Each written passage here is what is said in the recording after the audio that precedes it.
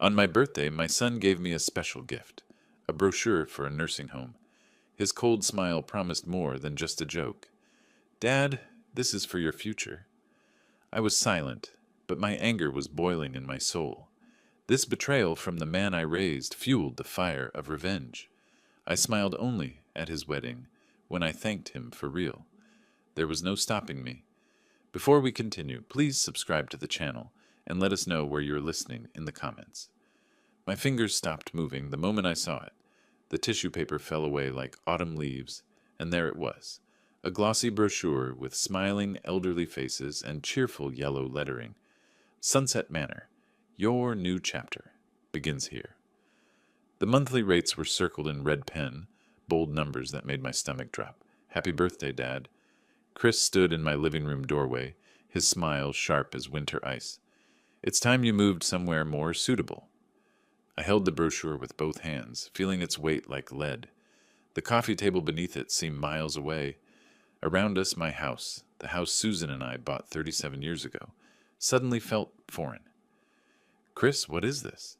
He walked to the mantel, picking up a framed photo of his college graduation. I'm getting married next month, Dad. Meredith and I need the house to start our family. His voice carried that matter-of-fact tone he used when selling cars at the dealership. You're 62. This is practical. The birthday cake sat untouched on the kitchen counter. 62 candles melted into colorful puddles. I'd blown them out an hour ago, making a wish for my son's happiness. The irony tasted bitter now. You and Meredith can live here with me for the first year, I said, setting the brochure down carefully. There's plenty of room. Chris laughed, but it wasn't the sound I remembered from his childhood. This laugh had edges. Dad, that won't work. We need our privacy, our space. He moved toward the stairs, then stopped. Look, I've been thinking about this for months. If you won't give me the house willingly, I'll take it anyway. Take it? You put my name on the deed, remember? After Mom died, you said it was so I'd always have a home. He started climbing the stairs, each footstep deliberate. Well, now I need that home. I followed him to the bottom of the staircase, watching as he disappeared around the corner. Drawers began opening and closing above me. The sound of hangers scraping against metal rods filled the quiet house. Chris, this is still my home. No response, just the thud of items being thrown into bags, the creak of floorboards under hurried feet. I returned to the living room, picked up the nursing home brochure again. The elderly people in the photos looked content, but their smiles seemed painted on. 20 minutes later, Chris reappeared with an empty suitcase, heading for the front door. He paused, looking back at me with those blue eyes, Susan's eyes that I'd once found so much comfort in. I'll be staying at the Hampton Inn until the wedding, he said. You have a month to think about this, Dad, but my mind's made up. The door clicked shut behind him, leaving me alone with the brochure and the sound of his footsteps on the porch stairs. Through the window, I watched him load the suitcase into his Honda Civic, the same car I'd helped him buy 3 years ago.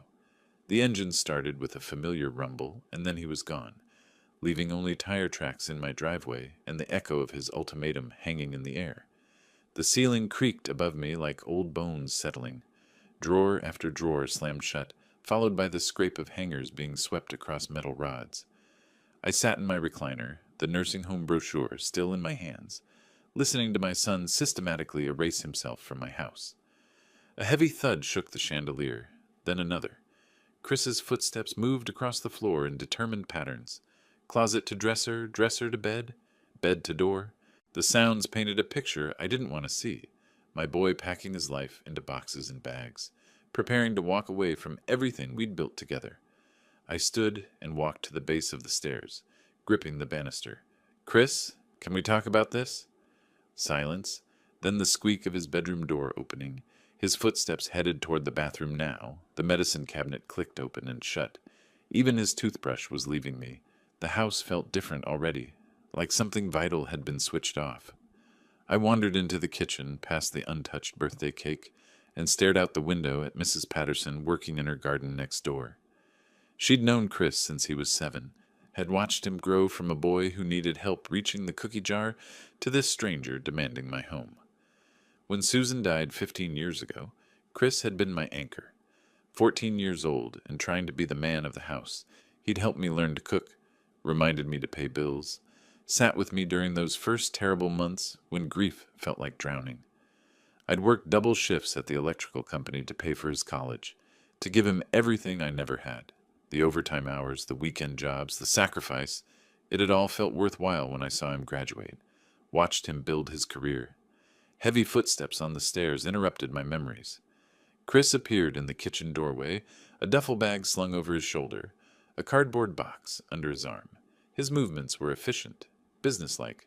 "I'm taking my laptop and the tools you gave me last Christmas," he said, not quite meeting my eyes. "Those tools belong to your grandfather?"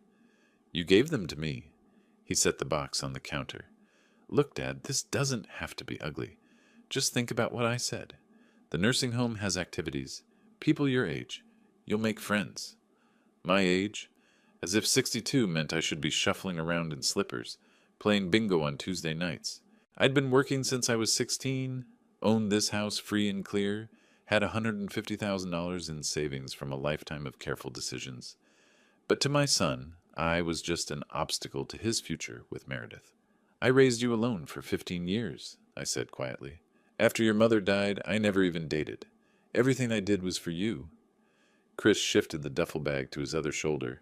"I know, Dad, and I appreciate that, but that doesn't mean you get to control my adult life." Control? I wasn't trying to control anything. I was trying to understand how the boy who used to fall asleep in my lap watching baseball games had become this cold stranger, demanding my house. He made 2 more trips upstairs, coming down each time with more pieces of his life. The baseball trophies from the mantel, the framed photo of him and Susan at his high school graduation, the acoustic guitar I'd bought him for his 16th birthday, even though he'd barely played it. On his final trip, I followed him outside. The Honda sat in the driveway, packed tight as a moving truck. Mrs. Patterson had stopped her gardening to watch, her pruning shears forgotten in her hands. Chris slammed the trunk shut and turned to face me. For a moment, something flickered in his expression. Maybe guilt, maybe regret. But it passed quickly. "I'll call you," he said. "When?" "When you're ready to be reasonable." He climbed into the driver's seat, started the engine. I stood on my porch steps, watching him back out of the driveway where he'd learned to ride his bike, where I'd taught him to change oil, where we'd played catch on summer evenings until the streetlights came on. The Honda disappeared around the corner, taillights fading into the early evening. Mrs. Patterson gave me a sympathetic wave before going back inside. The neighborhood settled into its usual quiet, but the silence felt different now, heavier, more complete. I walked back through my house, noting the empty spaces.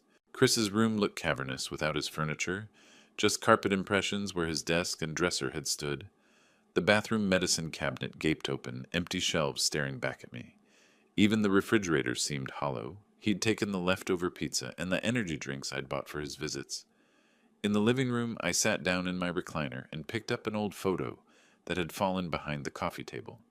Chris at age 7, gap-toothed and grinning, sitting on Susan's lap at his first baseball game. Susan's hand rested on his head, her wedding ring catching the camera flash. Both of them looked so happy, so certain that everything would always be this simple. My phone buzzed in my pocket, vibrating against my leg like a trapped insect. I pulled it out and stared at the screen, hoping to see Chris's name, ready to apologize for whatever I'd done wrong. But it wasn't Chris calling. It was someone else entirely. And as the phone continued ringing in my hands, I realized that my quiet evening was about to become much more complicated. The morning air bit at my face as I shuffled down the driveway in my bathrobe and slippers. Mrs. Patterson was already loading her car for work, briefcase in one hand, travel mug in the other. She waved, and I managed a weak smile back. The mailbox creaked open, revealing the usual stack of bills and catalogs, but on top sat something different, a thick cream envelope with my name printed in elegant script. Back inside, I set my coffee mug on the kitchen table and studied the envelope. The return address was embossed gold. Hartwell and Associates, Legal Counsel. My hands trembled slightly as I tore it open, the expensive paper crisp between my fingers. The letterhead was formal, intimidating. Below it, typed in cold legal language, "Dear Mr. Collins, due to unforeseen circumstances, your invitation to the wedding of Christopher Michael Collins and Meredith Ann Stone, scheduled for April 15th, 2025, is hereby rescinded. The ceremony and reception will proceed as planned, but your attendance is no longer requested. Sincerely, Hartwell and Associates, on behalf of the Stone family. I read it 3 times before the word sank in. Unforeseen circumstances. As if my refusal to hand over my house was some natural disaster, something beyond anyone's control. I set the letter on the table and stared at it, feeling like I'd been punched in the stomach. My phone rang. Tom's name flashed on the screen. My younger brother, the only family I had left besides Chris. "Gary, buddy, I've been thinking about your boy's wedding. Should I fly in on Friday or Saturday? And didn't you say something about Martha coming as your date?" I cleared my throat. "Tom, there's been a complication." "What kind of complication?" "How do you explain to your brother that your son has legally disinvited you from his own wedding? That the boy he helped raise after Susan died, the kid who called him Uncle Tommy and spent summers at his house in Iowa, had chosen a cold letter from lawyers over a conversation? Chris and I had a disagreement. I won't be attending." "You won't be—" Tom's voice cracked. "Gary, it's your son's wedding. What kind of disagreement could possibly—" "The kind that involves lawyers, apparently." The silence stretched between us. Tom had been there for everything. Susan's funeral, Chris's graduation, the night I'd called him crying because I didn't know how to help my 14-year-old son with algebra. He'd never heard this tone in my voice before. "Jesus, Gary, what happened?" "I'll explain later. I need to make some phone calls." The next call was harder. Martha, Susan's sister, had been excited about the wedding for weeks. She'd even bought a new dress, something blue that she said made her feel elegant. Now I had to tell her she'd bought it for nothing. "Gary, is everything all right? You sound strange." "Martha, I need to cancel our plans for Chris's wedding." "Cancel?" "Honey, the wedding is next month. I've already arranged the time off work." "There won't be a wedding, not for us anyway." I explained as little as possible, watching her enthusiasm crumble through the phone line. By the time I hung up, I felt like I'd ruined her entire spring. The expensive suit still hung in my bedroom closet, tags dangling from the sleeve. I'd bought it at Men's Warehouse, splurged on the wool blend because I wanted to look good for my son's big day.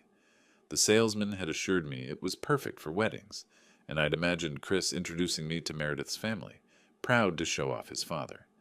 Now the suit looked like a monument to my stupidity. $400 for an outfit I'd never wear, for a role I'd never play. Father of the groom. My phone buzzed with a text from Pete, my old co-worker from the electrical company. "Can't wait to see Chris get married. You must be so proud." How many more of these conversations would I have? How many friends and neighbors would ask about the wedding, forcing me to explain that my own son had decided I wasn't welcome? The humiliation burned in my chest, mixing shame with the anger I hadn't felt since Susan's diagnosis. I walked to the dining room where Chris's wedding gift sat wrapped in silver paper, a set of sterling silver flatware that had cost me $800. The Waterford pattern, something elegant that would last a lifetime, something that would remind them of me every time they hosted dinner parties in my house. The irony was bitter as black coffee. I'd spent weeks choosing that gift, imagining Chris opening it with Meredith, both of them appreciating the quality, the thoughtfulness. Instead, it sat on my table like a tombstone, marking the death of illusions I should have buried years ago. I picked up my phone again, scrolling through my contacts. My finger hovered over different names, Tom, Martha, even Father Mackenzie from St. Mary's, where Chris had been confirmed. But what would I tell them? That I'd raised a son who chose cruelty over conversation? That the boy I'd sacrificed everything for had hired lawyers to keep me away from his wedding? The cursor blinked over Chris's name. I could call him, try to explain, maybe even apologize for whatever I'd done wrong. But as I stared at his contact photo, a picture from last Christmas when he'd seemed happy to be home, I realized something had fundamentally changed. The boy in that photo was gone, replaced by someone I didn't recognize. My thumb moved away from Chris's name and landed on another contact instead. Someone who might actually understand what I was going through. Someone who'd been there through all of this before, in different ways. As the phone began to ring, I felt something shift inside me. Not quite hope, but something harder. more determined. The computer screen glowed in the dim light of my home office, cursor blinking like a heartbeat in the empty email field. Through the doorway, I could see the dining room table, where Chris's wedding gift still sat, wrapped in silver paper, mocking me with its useless perfection. I'd been sitting here for 20 minutes, typing words and deleting them, trying to find the right tone for what needed to be said. My fingers found the keys and started typing. Chris, since I'm not welcome at your wedding, I won't be contributing to the expenses we discussed. The $15,000 I promised for catering and music will remain in my account. Best wishes for your future. Dad. I deleted Dad and typed Gary, then deleted Gary and typed your father. Finally, I left it unsigned. Cold facts didn't need warm signatures. My finger hovered over the send button. $15,000, money I'd saved by working extra jobs last winter, fixing Mrs. Patterson's electrical problems for cash, skipping the vacation to Florida I'd been planning since Susan died. Every dollar represented hours of my life. Sacrifice for a son who'd discarded me like old furniture. I clicked send. The email disappeared into cyberspace, carrying with it my contribution to Chris's perfect day. I leaned back in my chair and felt something I hadn't experienced in days. Satisfaction. It tasted different from the bitterness that had been coating my tongue since the nursing home brochure. This was cleaner, sharper, like the first bite of winter air. My phone sat silent on the desk. No immediate response, which surprised me. Chris usually replied to texts and emails within minutes, especially when money was involved. I opened my banking app and looked at the wedding fund I'd carefully built over the past year. $15,437. Money that was staying exactly where it was. I closed the laptop and walked to the kitchen where I made myself a sandwich. Turkey and Swiss on the good bread I usually saved for company. Susan always said I was too practical, too careful with money, but she'd also taught me that self-respect couldn't be bought. Some lessons take longer to learn than others. An hour passed, then two. I tried to distract myself with household tasks, loading the dishwasher, sorting mail, organizing the junk drawer that had needed attention for months. But every few minutes, I found myself checking my phone, waiting for Chris to call with threats or apologies or explanations. The phone finally rang at 3:30. Tom's name on the screen. Gary, I've been thinking about our conversation this morning. Tom. No, let me say this. I don't know what happened between you and Chris, but I know you. You raised that boy right after Susan died, worked yourself half to death to give him everything. If you're not going to his wedding, he must have done something unforgivable. The words hit me like warm sunshine. Someone understood. Someone saw the situation clearly. He wants my house, Tom. Gave me a nursing home brochure for my birthday and told me to move out so he and his fiancée could start their family. Silence on the other end. Then, Jesus Christ, Gary, that boy's lost his mind. I pulled my financial support for the wedding today. $15,000 I'd promised for catering and music. Good for you. About time you stood up for yourself. But even as Tom's validation warmed me, doubt crept in around the edges. Was I being too harsh? Chris was still my son, still the boy who'd cried in my arms after his first heartbreak, who'd called me every Sunday during college just to talk. Maybe this was Meredith's influence. Maybe he'd come to his senses. The front door opened, and Mrs. Patterson's voice called out, Gary, I brought you some of my famous pot roast. She appeared in the kitchen doorway carrying a covered dish, her face creased with concern. Word traveled fast in neighborhoods like ours. I saw Chris loading up his car yesterday, she said, setting the dish on my counter. And don't tell me it's none of my business. I've known that boy since he was 7 years old. He's getting married next month, needs space to start his life. Mrs. Patterson fixed me with the same look she'd given her own children when they tried to lie about broken lamps or missing cookies. Gary Collins, I've been your neighbor for 23 years. That boy didn't leave to start his life. He left because he wanted something from you, and you said no. The woman was sharper than most people gave her credit for. I found myself telling her everything, the nursing home brochure, the ultimatum, the legal letter canceling my wedding invitation. She listened without interruption, nodding at the appropriate moments, her expression growing harder with each detail. That child needs a lesson in gratitude, she said when I finished. And his fancy fiance? He needs to learn that money doesn't grow on trees. Money. The word reminded me of the bank account Chris didn't know about, the one with my life insurance payout from the electrical company. Another $37,000 untouchable until I decided what to do with it. Chris assumed I was just an aging electrician with a modest savings account. He had no idea how carefully I'd planned, how much I'd actually accumulated over the years. My phone buzzed on the counter. Chris's name flashed on the screen like a warning light. I let it ring once, twice, 3 times. Mrs. Patterson watched me, pot roast forgotten, both of us understanding that this was the moment everything would change. My hand reached for the phone, then stopped. "You don't have to answer that," she said quietly. But I did have to answer it. Not because I owed Chris anything, but because I needed to hear his voice, needed to understand exactly what I was dealing with. The phone continued ringing in my palm, vibrating like a trapped animal, and I realized that the next words spoken would determine whether this story ended in reconciliation or war. "Hello, Chris." My voice came out calmer than I felt, steady as winter ice. "Dad, you can't just cancel the money." His words exploded through the phone speaker, sharp enough to cut glass. "I've already signed contracts. The caterer, the musicians, everything's booked." "You canceled my invitation," I said, settling deeper into my kitchen chair. "I canceled my contribution." That's completely different. This isn't some game where you get to punish me." The desperation in his voice surprised me. In all my years of giving Chris what he wanted, I'd never heard him sound quite so fragile, like something he'd counted on had suddenly vanished. "You gave me a nursing home brochure for my birthday and told me to move out of my own house. How is that different?" Silence stretched between us, filled with the weight of words neither of us could take back. When Chris spoke again, his tone had shifted, become pleading. "Look, Dad, we can work this out. Maybe we can find a way for you to stay in the house longer. Work out some kind of timeline that makes sense for everyone." Everyone, not both of us.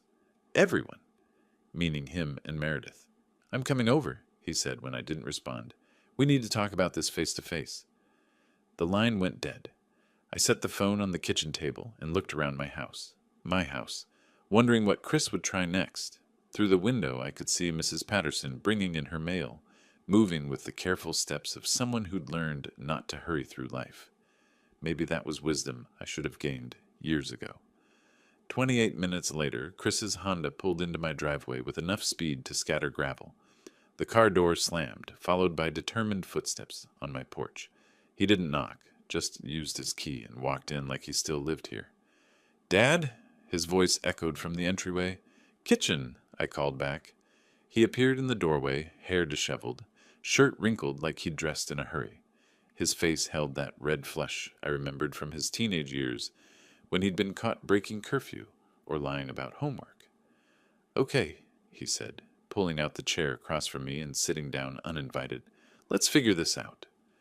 But instead of sitting still, he immediately stood again, pacing between the table and the refrigerator, like a caged animal. His hands moved constantly, rubbing his face, running through his hair, gesturing at invisible obstacles. "You don't understand the position you've put me in," he said, voice rising. "Meredith's parents are expecting a certain kind of wedding. Her father owns 3 medical equipment stores, Dad. These people have standards." "And what about my standards?" Chris stopped pacing, stared at me. "What's that supposed to mean?" "I have standards too, Chris. One of them is not being treated like garbage by my own son." His face twisted into an expression I didn't recognize, something between anger and panic. "I never treated you like garbage. I brought you a practical solution to a real problem. A nursing home brochure for my birthday. Because you're 62 and living alone in a house that's too big for you." His voice cracked slightly. "Mom would be horrified if she knew you were ruining my wedding over your stubborn pride." The mention of Susan hit like a physical blow, but instead of weakening me, it sparked something harder, cleaner. "Your mother would be horrified by how you're treating me." Chris's mouth opened, then closed. He'd been expecting me to crumble at the mention of Susan, the way I had so many times before when he needed something and pulled her memory into the conversation. "She would want me to be happy," he said, but the words sounded hollow now. "She would want you to be a good man, There's a difference. I stayed seated while he paced, keeping my hands folded on the table, speaking quietly while he grew louder. It was a technique I'd learned in my electrical work. Sometimes the calmest person in the room had the most power. Fine, he said, stopping his pacing to face me directly. You want to play hardball? I can play hardball too. His voice dropped to a whisper that somehow felt more threatening than shouting. Don't expect any relationship with your future grandchildren. The words hung in the air between us like smoke from a house fire. He'd meant them to devastate me, to bring me to my knees begging for forgiveness. Instead, they clarified something I'd been struggling to understand. So that's your plan? I asked. Threaten to take away grandchildren I don't even have yet unless I give you my house? Chris's confidence wavered. He'd overplayed his hand, and we both knew it.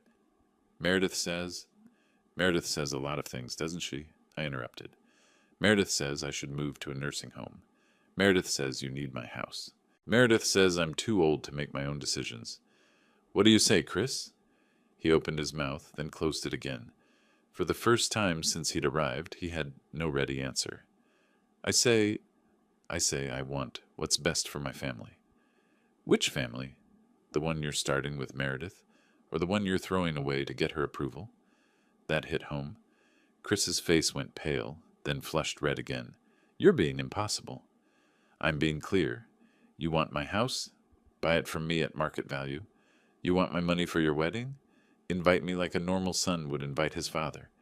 You want grandchildren in your life? Learn how to treat the grandfather they'd have. Chris stared at me for a long moment, and I saw something shift in his expression, a recognition that I wasn't the same man who'd been raising him for the past 15 years.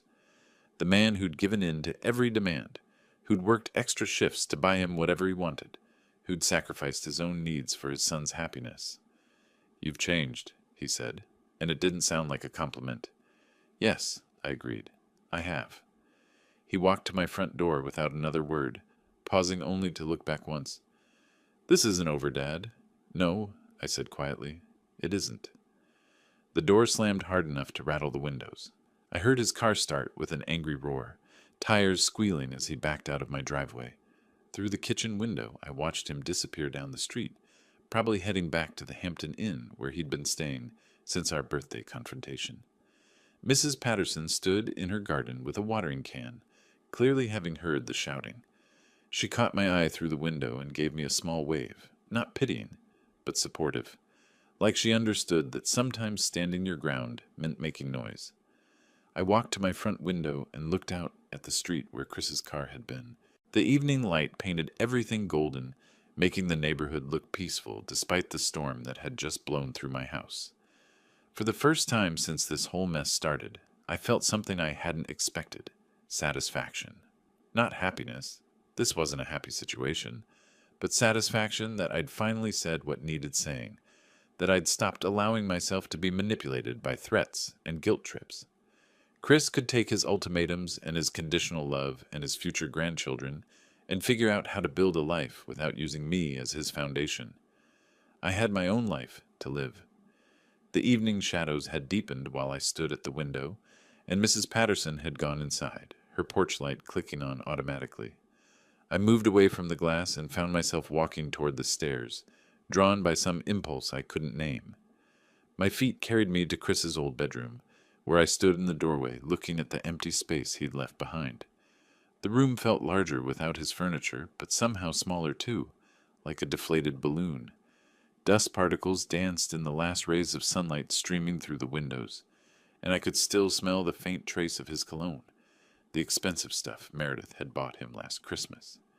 I stepped inside and sat on the edge of the bed he'd slept in from age 7 until last week. The mattress dipped under my weight, springs creaking with familiar sounds that took me back to story time and sick days and Christmas mornings, when he'd bounce on this same mattress, too excited to stay under the covers. His baseball trophy still sat on the dresser, 3rd place in the City Little League Championships when he was 11. I'd taken a vacation day to watch that game, cheering from the bleachers while Susan kept score in her careful handwriting. Chris had gotten the game-winning hit, and afterward we'd gone for ice cream at Dairy Queen, where he'd insisted on ordering the largest sundae on the menu. "Dad, do you think I'll play in the major leagues someday?" he'd asked. chocolate sauce smeared across his chin. Maybe, I'd said, not wanting to crush his dreams with talk of statistics and reality, but even if you don't, you'll always be a champion to me. Susan had smiled at that, reaching across the table to squeeze my hand. He gets his optimism from you, she'd whispered, but where had that optimism gone? When had Chris stopped believing in possibilities and started demanding guarantees? I stood and walked to the doorframe where we'd marked his height every birthday, black ink lines climbing the white paint like a growth chart for our hopes. 5 feet, 2 inches at 13, 5'8" at 16, 6 feet even at 18, when he'd finally surpassed my own modest height and teased me about looking down at his old man. Susan had been gone by then, cancer taking her when Chris was 14 and still figuring out how to be a teenager. I'd tried to be both parents, working double shifts at the electrical company to pay for the things I thought he needed. New clothes, a car for his 16th birthday, college tuition at the state university where he'd wanted to study business. Maybe that was my mistake. Maybe I'd confused providing for him with loving him, confused giving him things with giving him guidance. Susan had always been the disciplinarian, the one who set boundaries and enforced consequences. I'd been the soft touch, the parent who said yes when she would have said no. Love with boundaries, she used to say. That's how you raise a child who knows their worth without thinking they're worth more than everyone else. But after she died, the boundaries had seemed less important than his happiness.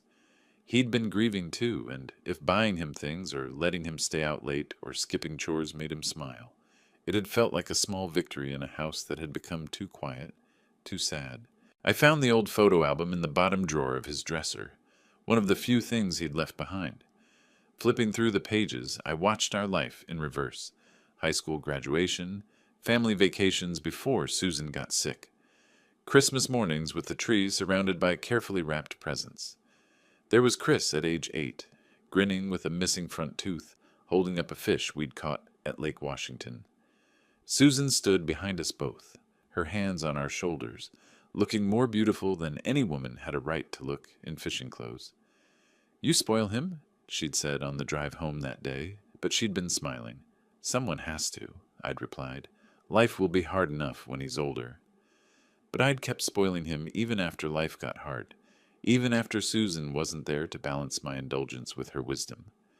Every time Chris had needed money for something, car repairs, spring break trips, the security deposit on his first apartment, I'd written the check. Every time he'd made a mistake, failing a class, getting a speeding ticket, losing a job, I'd fixed it. When had helping him become enabling him? When had love become the same thing as surrender? The answer came to me as I turned to a photo from 2 Christmases ago, the first time Chris had brought Meredith home. She sat on this same bed, perfectly dressed, even in casual clothes, smiling for the camera while something cold lurked behind her eyes. Even then I'd sensed something calculating about her, the way she'd noted the size of my house, the quality of the furniture, the neighborhood location. "Your father has excellent taste," she'd told Chris within my hearing, but it hadn't felt like a compliment. After that visit, Chris had started making comments about my big empty house and asking questions about my retirement plans. Casual observations that hadn't seemed casual at all. Meredith had been planting seeds, and I'd been too trusting to see them sprouting. I closed the photo album and looked around the empty room one more time. This had been Chris's sanctuary, his safe place, the room where I'd read him bedtime stories and helped him with homework and bandaged scraped knees. But it was also the room where he'd learned that wanting something was the same as deserving it, where he'd discovered that emotional manipulation worked better than honest conversation. Maybe this emptiness was fitting. Maybe it was time for this room to be empty, for Chris to find his own way without the safety net of my unconditional support. I picked up the Father's Day card I'd found wedged behind the dresser, construction paper and crayon, from when he was maybe 7 years old. In his careful printing, it read, "To the best dad ever. Thank you for always being there. Love, Chris." Always being there. That's what I'd thought love meant.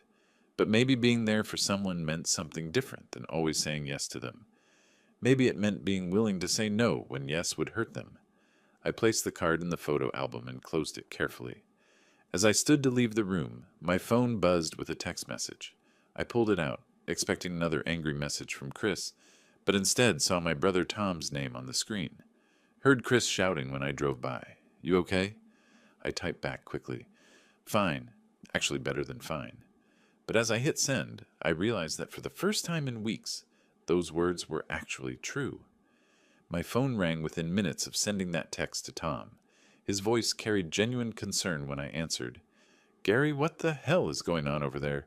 I could hear Chris yelling from 3 houses down. I walked to the kitchen and poured myself cold coffee. "He's upset about me pulling the wedding money." "Good. About time you stood up for yourself. You want to talk about it?" So I told him everything, working backward through 2 years of increasingly bold manipulations that I'd somehow convinced myself were normal family interactions. "It started small," I said, "about 2 years ago, right after he met Meredith. Grocery money. Just this once, Dad. $20 became 40, then 60. By month's end, I was paying for his food while he took Meredith to expensive restaurants." Tom made a disgusted sound. "You didn't see the pattern. The language changed. Instead of, 'Can you help me out?' it became, 'I really need your support, Dad.' Instead of asking for money, he talked about family obligations and what Mom would have wanted." I told Tom about the car repair incident, $800 for transmission work that turned into a casino weekend with Meredith, about the engagement ring I'd funded because Chris had spent his savings on a truck, about Christmas dinner where Meredith had criticized every room in my house while Chris nodded along. "She was shopping for your house," Tom said, "and I was too polite to see it. After dinner, Chris told me how perfect the house would be for raising children, how grateful they'd both be if I'd consider letting them move in." I pressed my forehead against the window. 2 weeks later, the nursing home brochure showed up. Tom was quiet for a long moment. "Gary, this wasn't love. This was a con game." "Other people saw it too," he continued. "Last family reunion, Aunt Martha said Chris had changed, that she was worried about how he talked to you." After we hung up, I sat at my computer and researched the Hilton Garden Inn wedding packages. Premium catering, bar service, music. The costs added up fast. Even with my $15,000, Chris and Meredith would face significant debt. But their cancellation policy was brutal. 75% of costs if canceled within 60 days. They were locked in financially.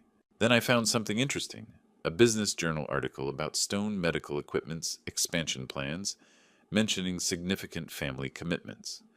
The Stone family was investing heavily in their future. I picked up my phone and called Mrs. Patterson. Her daughter worked catering at the Hilton. Time to gather some intelligence. Mrs. Patterson answered immediately. "Gary, honey, everything all right?" "Getting better by the minute. Actually, I wanted to ask about your daughter Sandra. Doesn't she work at the Hilton Garden Inn?" 20 minutes later, Mrs. Patterson called back with information that changed everything. "Gary, the Stone family upgraded everything yesterday. Premium catering, extended bar service, jazz quartet instead of a DJ. Sandra estimates they added $12,000. The total wedding is now $35,000. $35,000? The Stone family had erased my financial leverage completely. There's more. No security beyond hotel staff, cocktail-style reception with no assigned seating. The venue staff wasn't told about guest restrictions. Anyone appropriately dressed is welcome. After we hung up, I stared at Susan's calendar on the wall, permanently frozen at December 2010. What would Susan do? She wouldn't sit home feeling sorry for herself. She'd show up to support her son, but she wouldn't let bad behavior go unchallenged. I walked upstairs and opened my closet where the wedding suit hung in its dry cleaning bag. $400 of wool and hope, purchased for a celebration I'd been legally disinvited from attending. But legal invitations weren't the only kind that mattered. I laid the suit out carefully, charcoal gray with pinstripes, conservative but elegant. The crisp white shirt, deep blue tie that Susan would have said brought out my eyes. In my dresser drawer, wrapped in tissue paper, sat the cufflinks Susan had given me for our 20th anniversary. I tried on the complete outfit, standing before the full-length mirror. The suit fit perfectly. In the reflection, I practiced extending my hand. "Congratulations on your beautiful wedding. I'm Gary Collins, father of the groom." The words felt both natural and revolutionary. On my dresser sat a wrapped gift, a leather-bound photo album filled with pictures of Chris throughout his life. Pictures with Susan, birthdays, graduations, family holidays.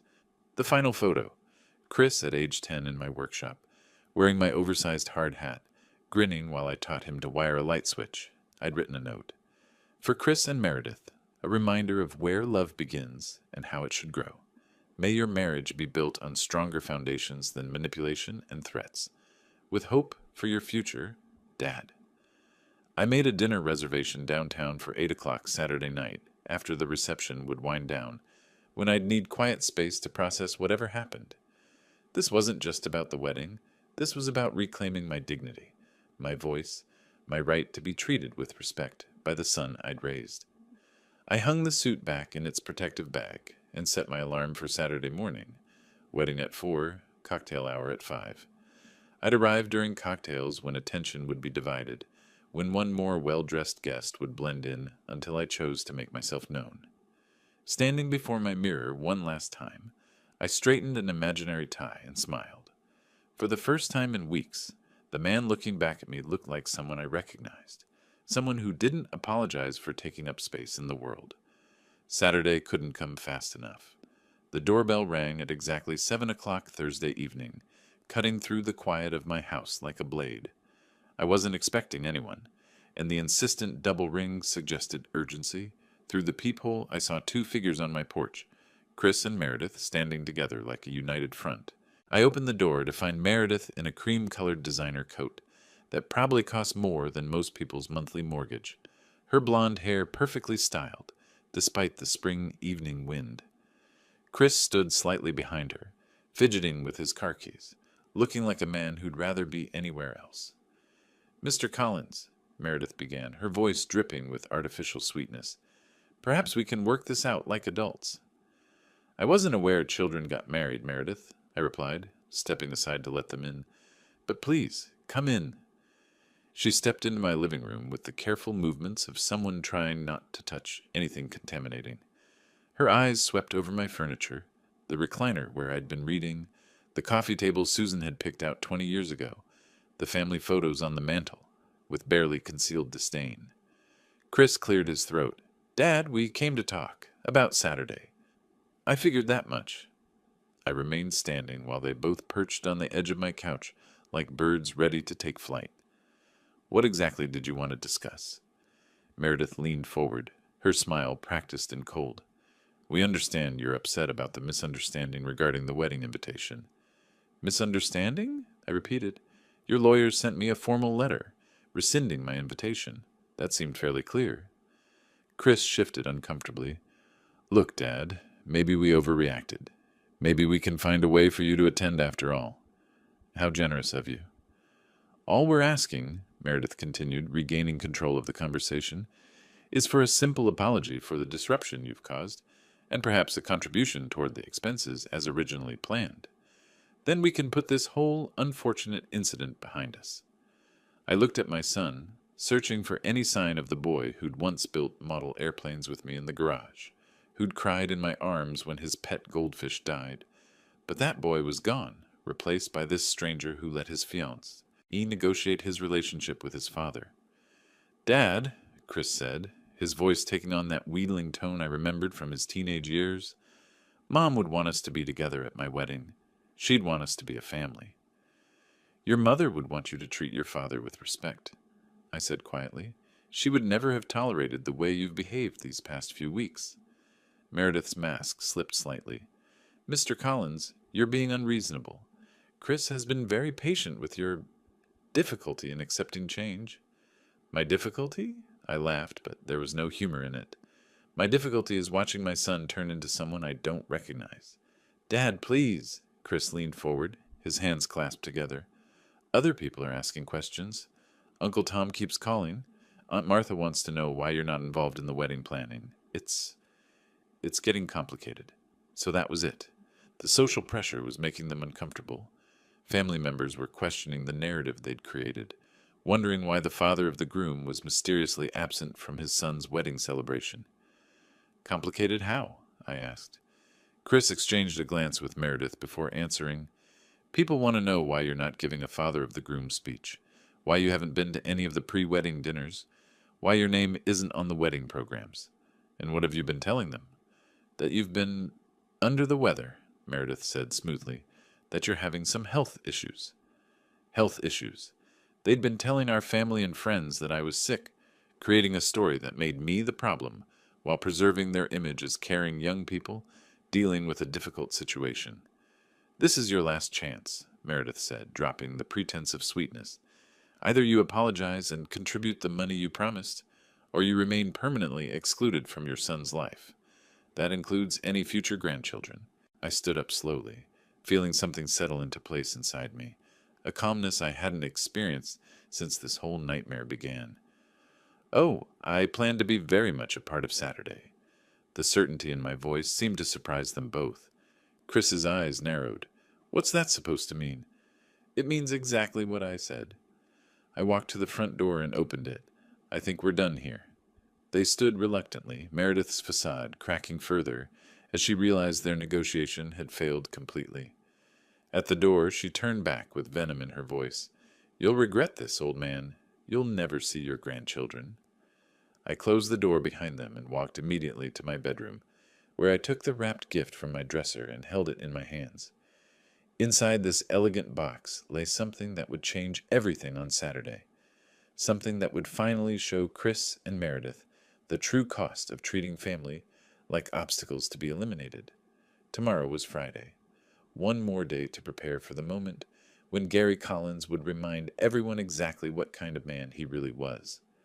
Saturday afternoon arrived with perfect April weather, clear skies, gentle breeze, 72 degrees. I dressed with deliberate care. Charcoal suit, crisp white shirt, deep blue tie, Susan's sapphire cufflinks catching the light. The drive to the Hilton Garden Inn took 12 minutes through familiar streets toward what might be the most important moment of my adult life. The cocktail reception was in full swing when I entered the garden ballroom. Round tables with ivory linens, white roses, jazz quartet by the windows. Elegant, expensive. Exactly what Meredith demanded. I spotted Tom immediately near the bar, scanning the crowd. Gary! His face lit up. I wasn't sure you'd come. Plans changed, I said simply. I couldn't miss this. Around us, relatives began noticing my presence. Aunt Martha waved, confused but relieved. Uncle Pete approached, struggling to understand why the father of the groom had been mysteriously absent. We were worried when we heard you were under the weather, Pete said. I'm feeling better than I have in weeks, I replied truthfully. That's when Meredith spotted me. Her champagne flute froze halfway to her lips, face cycling through surprise, horror, panic. She hurried toward the wedding party area. Within seconds, Chris appeared, face flushed red, as he spotted me and began pushing through guests with determined strides. I continued greeting people calmly while Chris approached, like a man preparing for battle. Dad, his voice was a tight whisper, you need to leave right now. You're not invited. I'm here to celebrate my son's wedding, I replied loudly enough for nearby guests to hear. Isn't that what fathers do? People turned to watch, sensing conflict. Meredith appeared at Chris's elbow, panic barely controlled. This is our day, she hissed. You're ruining it. The day is young, I said pleasantly. I haven't started celebrating yet. I'm calling security if you don't leave, Chris threatened. That would certainly make an impression on your guests, I observed, as family members watched our exchange openly. Stone family members murmured among themselves, confused by the drama. Wedding party members stood frozen, unsure how to handle a situation etiquette lessons never covered. What do you want? Chris asked, voice cracking. I want to give you your wedding gift, I said, holding up the wrap box. Isn't that what fathers do? Before they could respond, I walked toward the DJ booth, where a young man managed the music and microphone. Behind me, Chris and Meredith's urgent whispers followed my movement across the room. Excuse me, I'm the father of the groom, I told the DJ with a smile. Could I borrow the microphone? I'd like to say a few words. He nodded eagerly and handed me the microphone. I tapped it twice, sending feedback through the sound system that cut through conversations like a knife. Every head turned toward me. Chris and Meredith stood frozen near the bar, faces pale with dawning realization that they were about to lose control completely.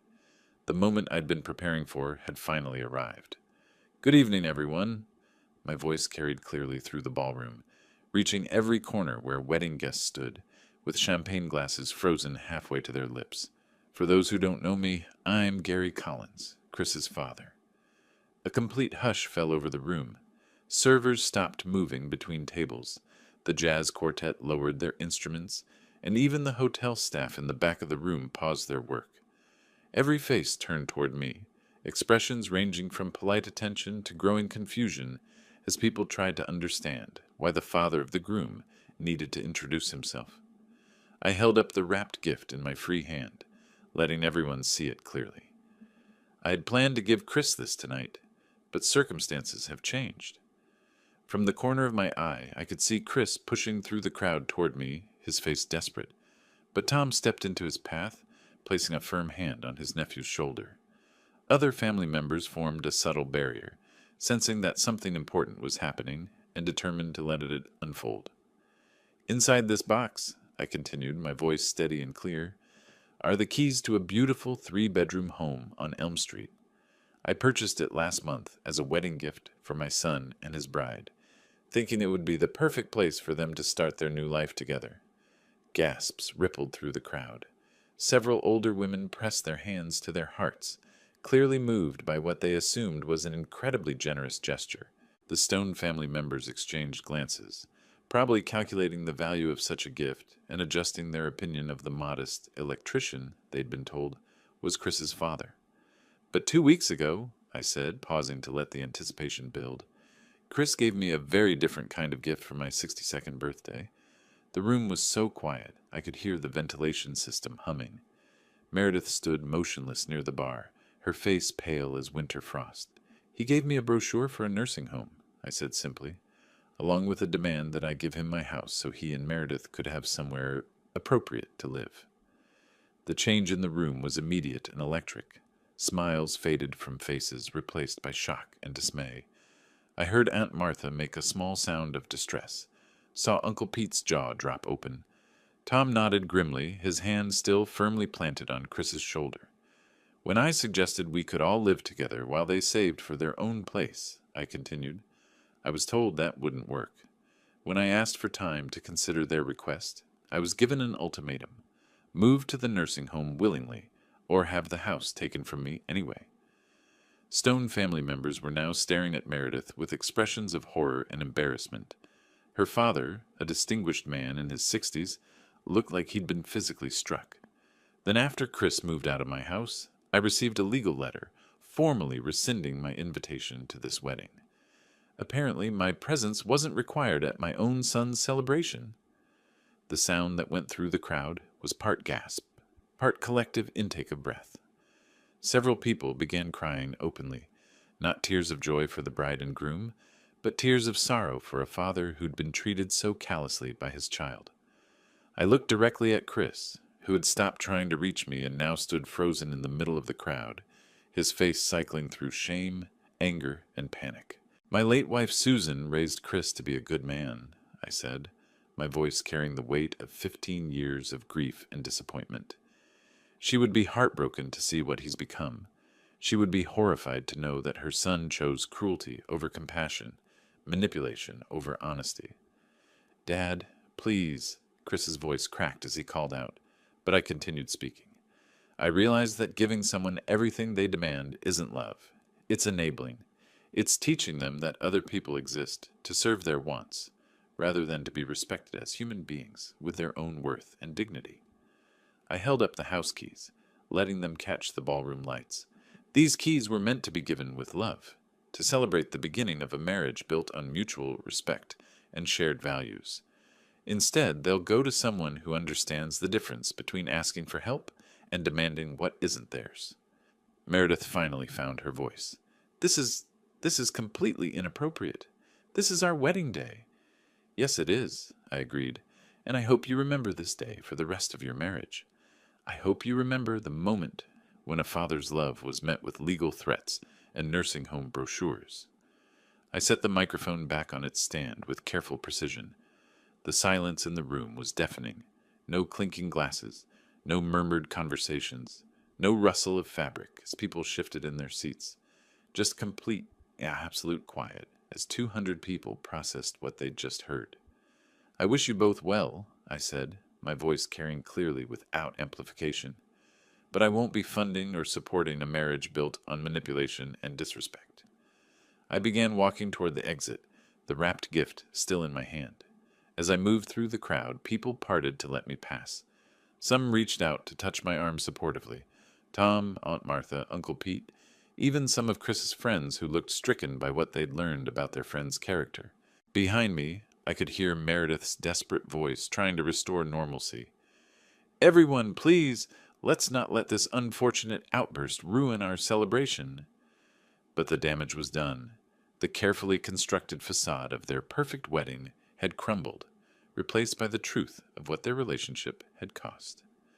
As I walked steadily toward the ballroom exit, I felt lighter with each step, as if I was shedding years of accumulated disappointment and replacing them with something far more valuable: self-respect. The door was only 20 feet away when I heard Chris's voice behind me, desperate and pleading. "Dad, wait!" I paused with my hand on the door handle, then turned to see Chris pushing through the silent crowd, tears streaking his face, expensive wedding attire wrinkled from desperate movement. "Dad, please don't leave like this," he called out, voice breaking. "We can work this out. I'm sorry, okay? I'm sorry. Just please stay and we'll fix everything." The entire room watched our final confrontation. Tom stood with tears in his eyes. Even the Stone family looked stricken, finally understanding their daughter's manipulation.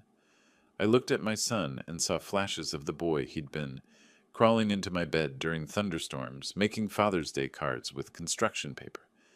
"Chris," I said gently, "the time for apologies was before you decided to humiliate me, before you let Meredith convince you that your father was an obstacle. You can't just abandon your only son on his wedding day. I'm not abandoning you. You abandoned our relationship when you chose manipulation over honesty. What about Mom? She'd want us to stay together. Your mother would want you to treat people with respect, especially family. She would never have tolerated you giving me a nursing home brochure. I'll give you back the house. I'll do whatever you want. Some things can't be fixed with last-minute promises, son. Some choices have consequences." Meredith appeared. "Mr. Collins, let's discuss this privately." "There's nothing left to discuss, Meredith. You're destroying your son's happiness." "I'm trying to save his character," I replied, "though I may be 15 years too late." I turned to Chris one final time. "I love you, son. I will always love you. But I won't enable you anymore." I pushed open the door and walked into the lobby. In my car, I sat looking back at the hotel, feeling completely at peace for the first time in months. The drive home took me through familiar streets that looked different now, like I'd rejoined a world where people treated each other with respect. I pulled into my driveway and looked at my house, truly mine now. As I walked to my front door, my phone started ringing. Chris's name flashed on the screen. I looked at it for a long moment, then turned it off and slipped it into my pocket. I put my key in the lock and opened the door to my home, stepping into a future I'd chosen for myself. The phone stayed silent, and for the first time in years, the silence felt like peace. If you liked this story, please like this video, subscribe to the channel, and share your impressions of this story in the comments. To listen to the next story, click on the box on the left. Thank you for watching. My son was silent for 2 weeks after our argument, so I came to his door looking for answers. The door was closed, so I looked through his window. What I saw destroyed my world, making my legs tremble and my heart beat faster. Before we continue, please subscribe to the channel and write in the comments what time it is where you are now. The kitchen door slammed against the wall with such force that my reading glasses nearly slipped off my nose. Martin burst in like a tornado, his designer jacket wrinkled and his eyes wild with desperation. "Dad, I need $15,000 immediately." His voice cracked with urgency. "This is an investment opportunity that can't wait." I set down the utility bill I'd been reviewing and looked at my son.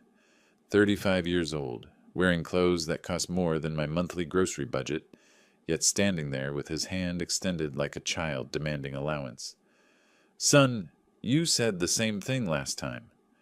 I kept my voice steady, measured. "Where's that money? The 8,000 you promised to pay back within 2 months? Martin began pacing between the kitchen counter and the table where I sat. His expensive shoes clicked against the linoleum with each agitated step. This is different. It's a whole other situation. He gestured wildly, nearly knocking over the salt shaker. There's this developer in San Francisco who needs investors for a tech startup. Guaranteed returns within 6 weeks. The papers spread across my table told a different story. Electric bill 2 months behind. Property taxes due next week. My pension covered the basics, but barely. Martin's previous guaranteed returns had evaporated like morning fog. I'm not an ATM, Martin. I removed my glasses and cleaned them slowly, deliberately. Earn it yourself. His face flushed red. The pacing stopped abruptly. You stingy old man! Martin's fist crashed down on the table, sending bills scattering to the floor. You're sitting on a pile of money while I'm trying to build something real. I remained seated, watching my son transform into someone I barely recognized. This wasn't the boy Ellen had raised with gentle hands and firm principles. Building something. I picked up the fallen papers one by one. Like that restaurant venture that lasted 3 months? Or the online marketing scheme that took your cousin's money too? Martin grabbed the back of the chair across from me, his knuckles white with tension. The afternoon sunlight streaming through the kitchen window illuminated the desperation etched across his features. You don't understand modern business. His voice pitched higher, more frantic. These opportunities don't wait for old-fashioned thinking. I stood slowly, my joints protesting after sitting hunched over bills for 2 hours. At 68, I'd learned to recognize the difference between opportunity and delusion. What I understand is responsibility. I met his gaze directly, something your mother tried to teach both of us. The mention of Ellen hit him like a physical blow. Martin's shoulders sagged momentarily before rage replaced the brief vulnerability. Don't bring Mom into this. He kicked the chair away from the table. It toppled backward, clattering against the refrigerator. She would have supported my dreams. Your mother would have told you to get a job. Martin's laugh held no humor, only bitter resentment. He moved toward the kitchen door, then spun back to face me with wild eyes. You think you're teaching me some lesson, you stingy old fool? His voice dropped to a menacing whisper. I'll take what belongs to me, one way or another. The kitchen fell silent except for the steady tick of the wall clock and the distant hum of the refrigerator. Martin stared at me for a long moment, his chest heaving with anger and desperation. Then he was gone, the door slamming behind him with enough force to rattle the windows. I stood alone in my kitchen, looking at the overturned chair and scattered bills, feeling the weight of 35 years of fatherhood pressing down on my shoulders. The overturned chair lay on its side like a fallen soldier, one leg pointing accusingly toward the ceiling. I stared at it for several minutes before finally reaching down to set it upright. The impact had left a small scuff mark on the refrigerator door. Ellen's voice echoed in my memory as I gathered the scattered bills from the floor. Arnold, if you give him everything without effort, he'll never learn to value work. She'd said that when Martin was 16, asking for a car without having earned a single dollar. I straightened slowly, my lower back protesting the movement. The kitchen felt too quiet now, as if Martin's explosive presence had somehow filled a space I hadn't realized was empty. The wall clock ticked steadily, marking time that felt suspended between conflict and resolution. Walking to the living room, I settled into my worn leather recliner. Ellen's photograph sat on the side table, her smile frozen in eternal optimism. 37 years of marriage, and she'd never once seen me waver in a decision about Martin. But she'd never seen him this desperate either. Had I been too harsh? The question gnawed at me as I picked up her picture, running my thumb along the silver frame. Martin's eyes had held something beyond anger today, genuine fear. Fear of what? I couldn't say, but it was there beneath the rage and entitlement. The afternoon light slanted through the living room windows, casting long shadows across the hardwood floor Ellen had insisted we install back in 1998. She'd saved for 2 years to afford it, working extra shifts at the hospital while I managed the construction crew that would eventually lay those very boards. Love without boundaries harms the child, she used to say. Ellen had been the disciplinarian when Martin was young, while I'd been the one wanting to give him everything we'd never had. She'd stopped me then, just as she would stop me now. But Ellen wasn't here to confirm my choices. She wasn't here to see her son wearing $1,000 jackets while begging for money, like a stranger on the street. I set the photograph back down and walked to the basement door. The wooden steps creaked under my weight as I descended into the cool darkness below. The musty smell of concrete and old wood filled my nostrils, familiar and somehow comforting. Near the furnace, beneath the loose floorboards I'd never quite gotten around to fixing properly, lay my real savings. Not the modest checking account Martin knew about, but the cash Ellen and I had squirreled away over decades. $43,000 in neat bundles, wrapped in plastic bags to keep the moisture out. Emergency money. Money for medical bills, home repairs, or genuine crises. Not for investment schemes or designer clothes or whatever desperate fantasy Martin was chasing this week. I didn't remove the boards or count the money. Just knowing it was there, safe from Martin's impulsiveness, gave me the reassurance I needed. Ellen had trusted me to protect their future. I wouldn't fail that trust now, even if it meant watching my son struggle. The stairs groaned again as I climbed back to the main floor. Through the kitchen window I could see Mrs. Patterson watering her garden next door, her movements slow and methodical. She'd been Ellen's closest friend, had held my hand at the funeral, while I tried not to collapse under the weight of sudden solitude. Maybe I should call Martin, apologize for being harsh, explain that love sometimes required saying no. But as I reached for the phone, Ellen's voice whispered in my memory again. He has to learn, Arnold. He has to learn before it's too late.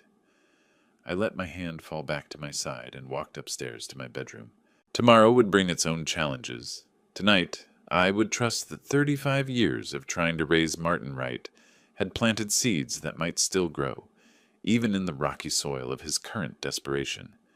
The house settled around me with familiar sounds, the whisper of wind through the eaves, the distant murmur of traffic on J Street, the soft tick of clocks marking time in empty rooms. The next morning I reached for my phone before I'd even finished my first sip of coffee. Martin's number was already highlighted in my contacts, ready to dial. Surely he'd cooled down overnight. Surely we could talk like reasonable adults. The phone rang 6 times before going to voicemail. His recorded voice sounded younger somehow, more optimistic than the desperate man who'd stood in my kitchen yesterday. Martin, it's Dad. Call me back when you get this. We should talk. I hung up and continued with my morning routine. Shower, breakfast, reading the Sacramento Bee online.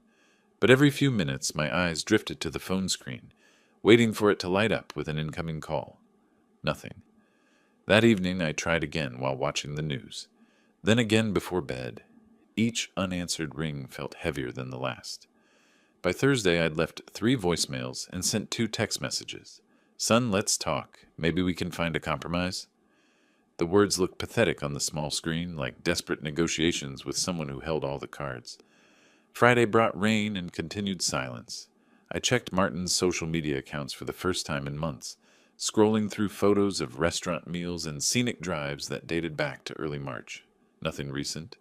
Nothing that explained where he might be or why he wouldn't return a simple phone call. Saturday morning, I paced from kitchen to living room to kitchen again, phone in hand. The silence was becoming something physical, a presence that filled the empty spaces of my house. Mrs. Patterson waved from her garden, and I forced a smile, wondering if she could see the worry etched across my face. My afternoon routine of attempted contact had developed its own rhythm. First, a phone call. Let it ring 8 times, no more, no less. Then wait an hour, send a text message. Wait another hour, check his social media, repeat. Sunday brought desperate measures. I scrolled through Martin's contact list on my old phone, looking for numbers I recognized. Jake Morrison, Martin's friend from high school, now working at a tech company downtown. They'd stayed in touch over the years, sometimes going out for drinks or watching Giants games together. Jake answered on the second ring. Mr. Rogers, is everything okay? Jake, have you seen Martin lately? I've been trying to reach him all week. A pause. Then, actually, Mr. Rogers, I've been looking for him too. He borrowed $500 from me last month. Said he'd pay it back by now. His phone's been going straight to voicemail for days. My stomach dropped. When did you last see him? Tuesday morning. He seemed stressed about something, said he had a big meeting that afternoon. That's the last I heard from him. Tuesday, the day he'd stormed out of my kitchen, threatening to take what belonged to him. I thanked Jake and hung up, then immediately dialed Martin's number again. This time, it didn't even ring. Straight to voicemail, as if the phone was dead or turned off. Monday brought a new level of anxiety. I found myself checking my phone every few minutes, scrolling through our text conversation, looking for clues I might have missed. His last message to me was from 2 weeks ago. Thanks for the birthday money, Dad. I'll put it to good use. Tuesday marked 1 full week since our confrontation. I stood in the same spot in my kitchen where Martin had overturned the chair, trying to replay every word he'd spoken. I'll take what belongs to me one way or another. What had he meant by that? What did he think belonged to him? Wednesday evening, I sat in Ellen's chair, something I rarely did, and stared at my silent phone.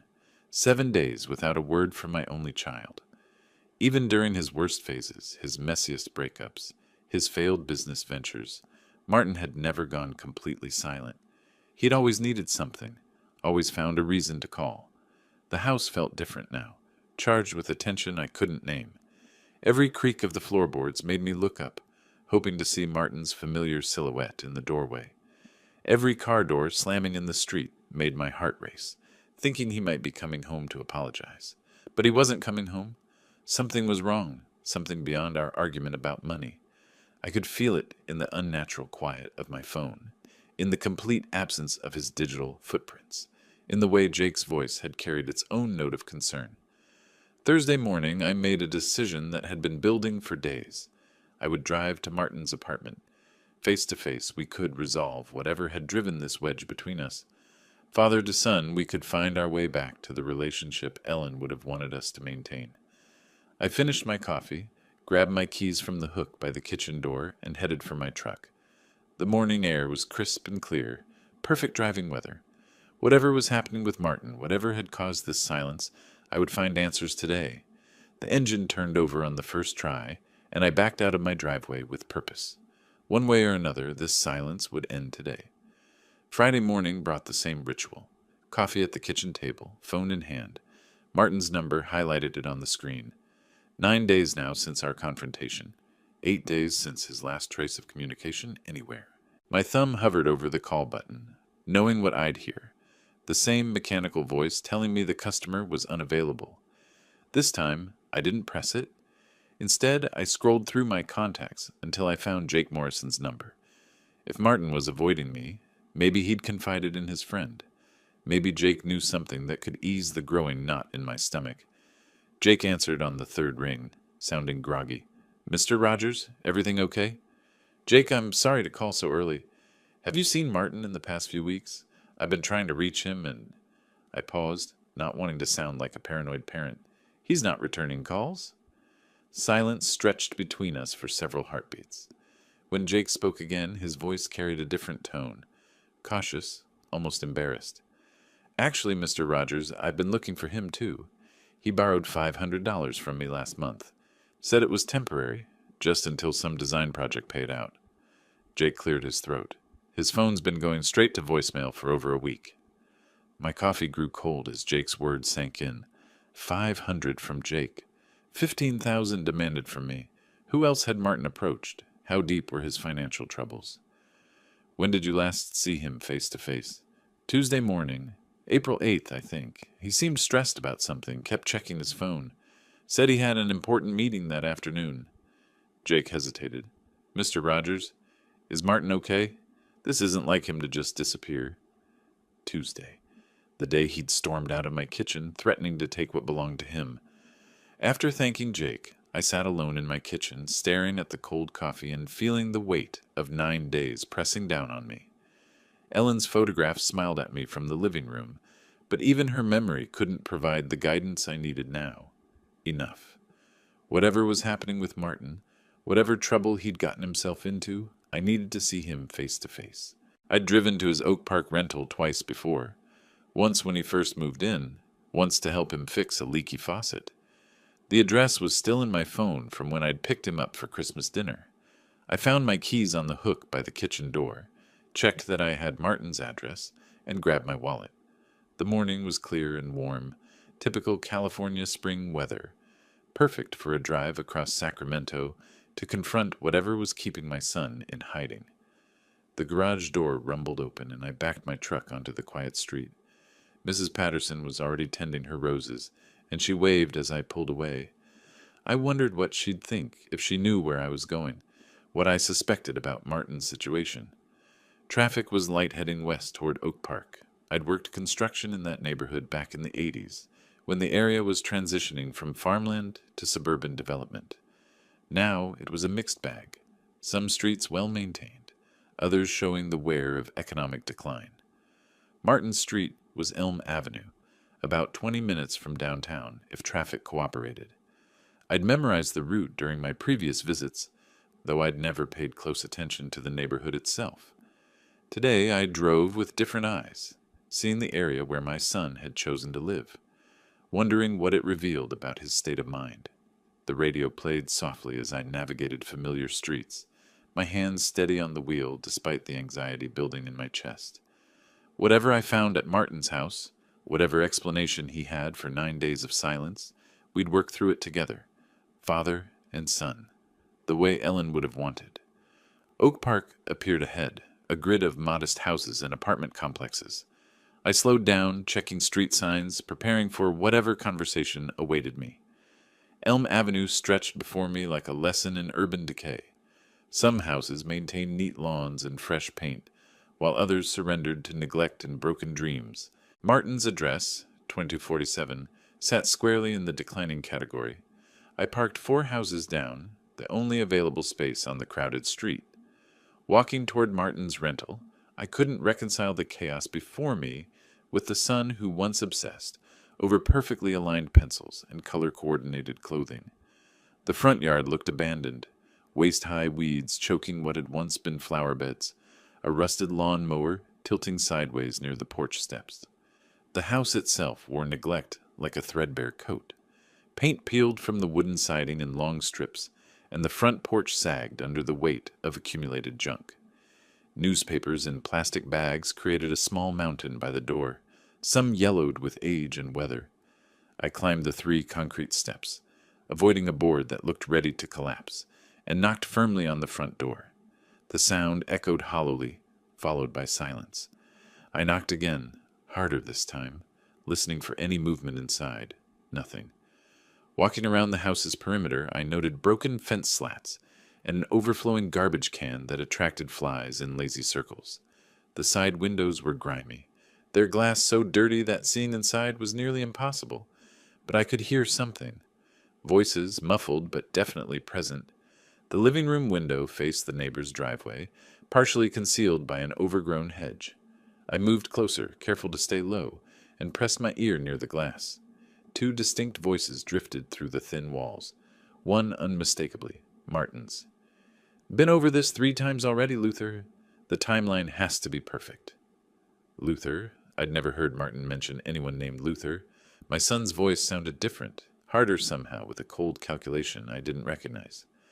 "Friday afternoons are ideal," Martin continued. "He goes to the gym religiously at 2 o'clock. Never misses it, never varies the schedule.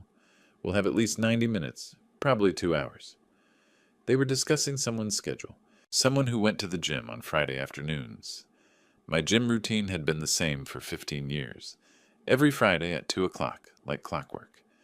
Ellen used to tease me about my rigid schedule, calling it Arnold's sacred gym time. I crouched lower, positioning myself where I could hear clearly while remaining hidden. The hedge scratched against my jacket, but I barely noticed. Something cold was forming in my stomach as Martin's words continued to filter through the wall. "The money's definitely there, right?" This second voice, Luther, spoke with measured calm, like someone discussing a business transaction. "Absolutely. 43,000 in cash, maybe more. The old man doesn't trust banks. Keeps everything hidden in the basement under loose floorboards near the furnace. I watched him check it dozens of times over the years." My heart stopped. $43,000. The exact amount Ellen and I had saved over 3 decades of careful budgeting and sacrifice. Money that Martin knew about because he'd lived in that house for 18 years, because I'd trusted him with our family's financial security. Keys? Luther asked, his voice clinical and professional. Flower pot by the front door. Same place for 20 years. He's predictable that way. The hedge seemed to press closer as the full implications crashed over me. Martin wasn't missing. He wasn't in trouble. He was planning to rob me, his own father. Every detail of our home's security, every habit I'd maintained for decades, was being catalogued and shared with this stranger. I fumbled for my phone with trembling fingers, somehow managing to activate the recording app. Evidence. I needed evidence of what I was hearing, proof that this nightmare was real. Security system? Luther's questions continued with mechanical precision. None. He thinks living in East Sacramento makes him safe. Neighbors mind their own business, and the closest house is 30 feet away through Ellen's old garden.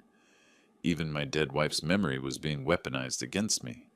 I bit my lip hard enough to taste blood, forcing myself to remain silent while my world collapsed around me. Through the dirty glass, I caught glimpses of movement inside. Papers spread across a table. Martin's familiar silhouette gesturing at what looked like floor plans. My floor plans. My house laid bare for a criminal's convenience. The conversation continued, each detail another knife in my back. My grocery shopping schedule. The location of spare house keys. Which neighbors traveled frequently. Everything a professional thief would need to clean out my life savings while I sweated through my Friday workout routine. I crept backward from the window, my phone still recording, my hands shaking with rage and betrayal.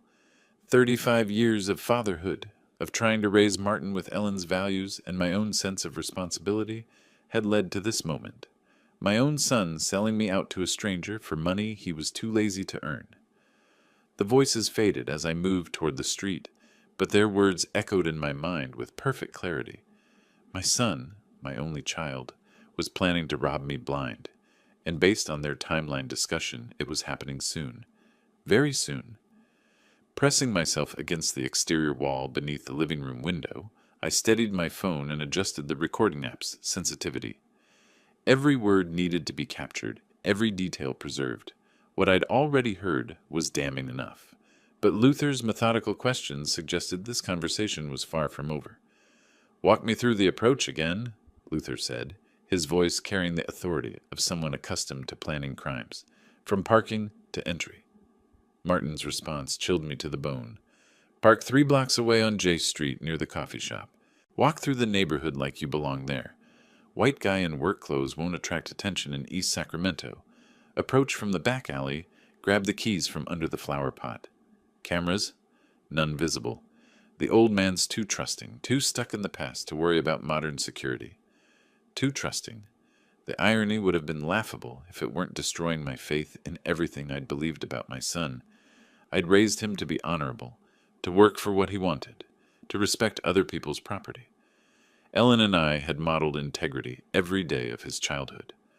Once inside, Luther prompted, and I heard papers rustling as if they were consulting written plans. Straight to the basement. Wooden stairs, 17 steps. They creak, but the neighbors are far enough away that it doesn't matter. The furnace is against the east wall, loose floorboards about 3 feet to the left. Money's wrapped in plastic bags, organized in bundles of thousands. My legs trembled as Martin described the hiding place Ellen and I had chosen together after her cancer diagnosis. We'd wanted cash available for medical emergencies, for final expenses, for security in an uncertain world. Now our precaution was funding our son's betrayal. How sure are you about the amount? Luther's professionalism was almost more disturbing than Martin's casual betrayal. Minimum 40,000, probably closer to 50. The old man's been stashing money there for decades. Every bonus from his construction jobs, every tax refund, birthday money from relatives, everything went into those floorboards. Through the dirty window glass, I caught a clearer glimpse of their setup. Martin sat at a folding table covered with papers, photographs, hand-drawn maps, what appeared to be a typed schedule. Luther remained partially hidden, but I could see his hands gesturing as he asked questions, his movements economical and precise. Exit strategy. Luther continued his systematic interrogation. Same route in reverse. Back door to alley, alley to J Street. Normal walking pace. The whole thing should take 15 minutes, 20 at most. By the time the old man gets home from the gym, counts his money, and realizes what happened, we're long gone. And afterward? Martin's laugh contained no warmth, no recognition of the magnitude of his betrayal. Afterward, I visit my grieving father, help him through this terrible violation of his home, play the supportive son while he files police reports and changes locks. Who would suspect? His own child. The recording app showed 12 minutes of audio captured, 12 minutes of evidence that my son had sold out his family, his upbringing, his mother's memory, for money he was too proud or too lazy to earn through honest work. I needed visual evidence too. Shifting my position carefully, I raised myself just enough to peer through a clean section of window glass. The table was clearly visible now. Floor plans of my house drawn in Martin's familiar handwriting, photographs that looked like surveillance shots of my daily routines, even a typed document that appeared to list my weekly schedule. Luther came into view for the first time, and my blood ran cold. Tall, lean, with the kind of predatory stillness that suggested violence was always an option. Prison tattoos decorated his forearms, and his eyes held the flat affect of someone who'd crossed moral lines so often that conscience no longer functioned. "When?" Luther asked, gathering the papers into a neat stack. Martin checked his phone. "Today's Friday. Dad's at the gym right now, actually. But we need another week to finalize everything. Next Friday, April 25th. Same time, same routine. Next Friday. 7 days to decide how to respond to my son's ultimate betrayal. 7 days to figure out whether Arnold Rogers would be a victim or something else entirely." I lowered myself back down and crept away from the window, my phone heavy with evidence, my heart heavy with the knowledge that the boy Ellen and I had raised was gone, replaced by someone I didn't recognize, someone who saw his father not as family, but as a target. The walk back to my truck felt like moving through thick water, each step weighted with 35 years of shattered assumptions. I'd come here worried about Martin's welfare, prepared to help him through whatever crisis had caused his silence. Instead, I'd discovered that I was the crisis. I was the problem Martin was planning to solve with theft, betrayal, and the help of a man who looked like he'd killed before and would kill again if necessary. By the time I reached my truck, my hands had stopped shaking. The recording was safely stored on my phone, the evidence preserved. Now I had to decide what to do with it. What my legs carried me back to the truck on autopilot, while my mind struggled to process what I'd just witnessed. 35 years of fatherhood, reduced to surveillance footage and criminal conspiracy. The keys trembled in my hand as I unlocked the driver's door. The engine started with its familiar rumble, but nothing felt familiar anymore. My son, the boy Ellen had sung to sleep, the teenager I'd taught to drive in this very truck, was planning to rob me with a convicted felon. The audio recording sat heavy in my phone. 12 minutes of betrayal that would destroy what remained of our relationship forever. Traffic moved slowly through Oak Park's residential streets, giving me too much time to think. Every red light, every stop sign brought fresh waves of disbelief. Martin knew exactly where I hid my money, because I'd trusted him. He knew my schedule because I'd shared it freely, the way fathers do with their children. That trust was now weaponized against me. By the time I reached the freeway on-ramp, shock was crystallizing into something harder, colder. The hurt remained, but underneath it grew a determination I hadn't felt since Ellen's funeral. Martin had made his choice. He'd chosen Luther Kane over his own father, chosen theft over honest work, chosen betrayal over family. Sacramento's skyline rose ahead as I merged into traffic. The familiar buildings looked different somehow, as if the city itself had shifted while I discovered my son's true nature. Radio chatter filled the silence, but I barely heard it over the replay of Martin's voice describing my house like a target to be conquered. The drive to East Sacramento took 40 minutes through midday traffic. 40 minutes to accept that the boy I'd raised was gone, replaced by someone I didn't recognize, someone who saw me not as a father, but as an obstacle between him and easy money. Mrs. Patterson was pruning her rose bushes when I pulled into my driveway. She waved cheerfully, completely unaware that her neighbor had just learned his own child was planning to rob him blind. I managed a weak wave in return before disappearing into my garage. Inside the house, everything looked exactly as I'd left it that morning. Coffee cup in the sink, bills organized on the kitchen table, Ellen's photograph smiling from the living room, but nothing felt the same. The house Martin had grown up in was now just a crime scene waiting to happen. I sat heavily at the kitchen table, pulling out my phone to listen to the recording again. Martin's voice came through clearly. "The old man doesn't trust banks, keeps everything hidden in the basement." His casual dismissal of me as the old man hurt almost as much as the planned theft itself. But hurt was a luxury I couldn't afford. Not with a week until their planned robbery.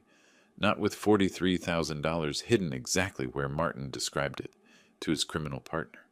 The basement stairs creaked under my weight as I descended into the cool darkness. The furnace hummed quietly in its corner, and the loose floorboards looked innocent enough. But Martin knew every detail of this hiding place. He described it perfectly to Luther Kane. Standing over my life savings, I made a decision that would have horrified the man I'd been that morning. The grieving father who'd driven to Oak Park, hoping to reconcile with his wayward son, was gone. In his place stood someone harder, someone who understood that Martin had declared war on his own family.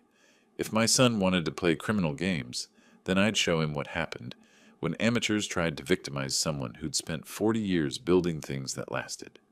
Someone who understood planning, preparation, and the value of thinking 3 steps ahead. Martin thought he was hunting easy prey. He was about to discover how wrong he could be. Saturday morning found me at my laptop before dawn, researching home security systems while my coffee grew cold. Sleep had been impossible after yesterday's discovery, but my mind felt clearer than it had in weeks. I had 6 days until Martin's planned robbery. 6 days to turn prey into predator. The internet offered countless options for surveillance equipment, motion-activated cameras, smartphone connectivity, cloud storage, night vision capabilities. My engineering background made the technical specifications easy to understand, but choosing the right system required careful consideration of Martin's planned approach.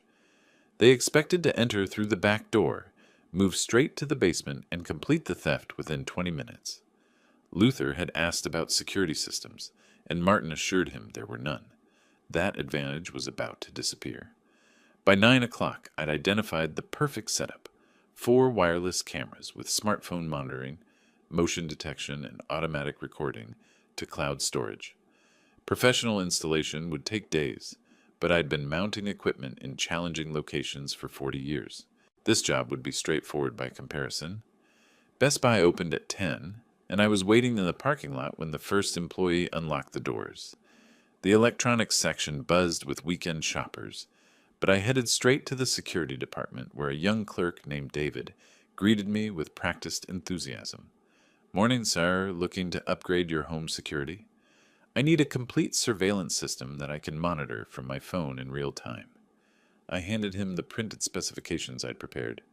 4 cameras, wireless connectivity, and simple installation for someone with basic technical skills. David studied my list with growing respect. "You've done your homework, sir. This system here matches your requirements perfectly." He pointed to a display model featuring sleek white cameras and a tablet showing multiple views. Wi-Fi enabled, motion alerts sent directly to your smartphone, and 2-week cloud storage included. Battery backup, 8 hours minimum on each camera. The app gives you live viewing, recorded playback, and you can even communicate through the built-in speakers if needed. Perfect. Within an hour, I'd purchased everything necessary to transform my house into a fortress of evidence. 4 cameras, mounting hardware, charging cables, and a premium cloud storage subscription that would preserve everything for legal proceedings. The drive home took 15 minutes, and I spent another 30 reading installation manuals, while eating a sandwich at my kitchen table. The cameras were surprisingly sophisticated, each unit no larger than a deck of cards, with magnetic mounting bases and adjustable viewing angles. Installation began with the front door camera, positioned to capture anyone approaching from the street or driveway. The magnetic mount attached easily to the metal door frame, and the Wi-Fi connection established within minutes. The smartphone app showed a crystal clear view of my front porch in real time. Camera 2 went in the kitchen, angled to monitor the back door and main living area. Martin's planned entry route would be captured from the moment he touched the door handle. Camera 3 covered the basement stairs. Anyone descending toward my hidden money would be recorded from multiple angles. The fourth camera required careful positioning. I wanted complete coverage of the basement area where Martin expected to find $43,000 in neatly organized bundles. The corner mount provided a perfect view of the furnace area and loose floorboards. By 3 o'clock Saturday afternoon, my house was transformed into a high-tech surveillance center. Every camera transmitted clearly to my phone. Motion detection was calibrated perfectly, and the cloud storage system was backing up everything automatically. I tested each unit systematically, walking through the house while monitoring myself on the smartphone screen. The image quality was remarkable, clear enough to identify faces, sharp enough to read documents, comprehensive enough to provide irrefutable evidence of criminal activity. Sitting in my kitchen with all 4 camera views displayed on my phone, I felt something I hadn't experienced since Ellen's death: complete confidence in my ability to control a challenging situation. Martin thought he was planning the perfect crime. Instead, he was walking into the perfect trap. But surveillance was only the first step. Evidence gathering would be meaningless without proper law enforcement involvement. Tomorrow, I would visit the Sacramento Police Department and establish the partnership that would transform Martin's planned robbery into his final mistake. Sunday morning's drive to the Sacramento Police Department felt different from my previous trip to Oak Park. Instead of driving toward uncertainty and betrayal, I was heading toward justice and resolution. The manila folder beside me contained printed photographs of Martin's robbery plans, technical specifications for my surveillance system, and a detailed timeline of events. Detective Sarah Miller had agreed to meet with me after I'd called the department's non-emergency number and explained the situation. Conspiracy to commit burglary involving family members was serious enough to warrant weekend attention, especially with audio evidence and a confirmed date for the planned crime. The police station parking lot was nearly empty at 10 o'clock on a Sunday morning. Inside, the desk sergeant directed me to interview room B, where Detective Miller was waiting with a coffee cup and a legal pad covered in preliminary notes. "Mr. Rogers, thank you for coming in. I've reviewed your initial report, but I'd like to hear the complete story in your own words."